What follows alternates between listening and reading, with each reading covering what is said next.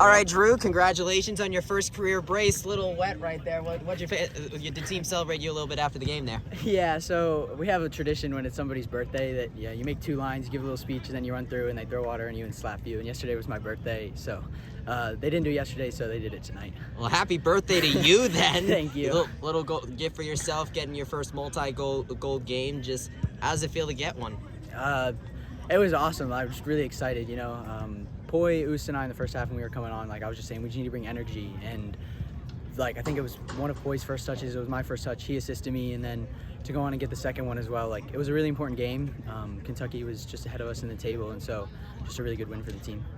Can you talk me through what you saw in the second goal and then making the first front post run? Yeah, so we had a corner kick. We played it short, and then I don't exactly remember what happened. I think maybe the cross didn't work, but Anderson picked up the second ball, and then as he was coming, it just sort of looked like he was maybe going to try and play it to me. So I really just sort of stood there, and the defender stepped out. I think it went through the defender's legs, and I just flicked it. And fortunately, all glory to God, it went in. Was it like to just get to the ball just right on that type of thing? Yeah, that's something as a center forward, in training, it's always first post, and so that's something. I get the opportunity to have a shot like that all the time, and so for it to go in a game, it's just kind of a striker's favorite kind of goal. What was the mentality towards it? Was it just get it on target, or?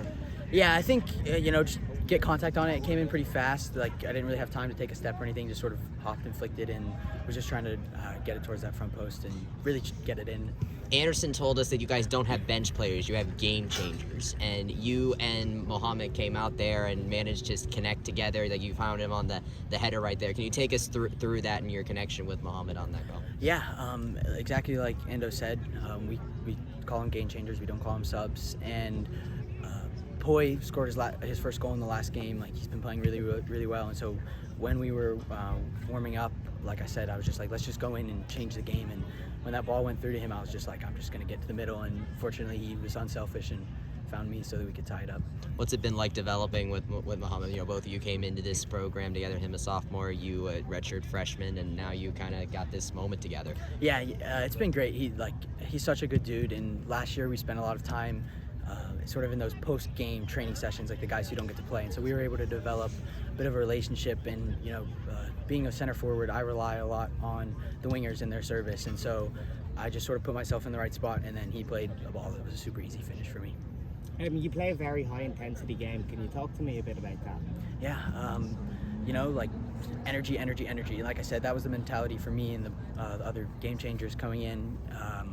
The game lacked a little bit of energy, which is, can be understandable. We played a game only a couple days ago, and it's a high-intensity sport, and so just wanted to come in and really bring energy, not just for myself, but for the team, because when you bring energy, it spreads and disperses to your teammates and to the other players. Wildcats definitely played with a bit of energy too, getting 15-5 and fouls. Just what was it like going up against that Wildcat back line?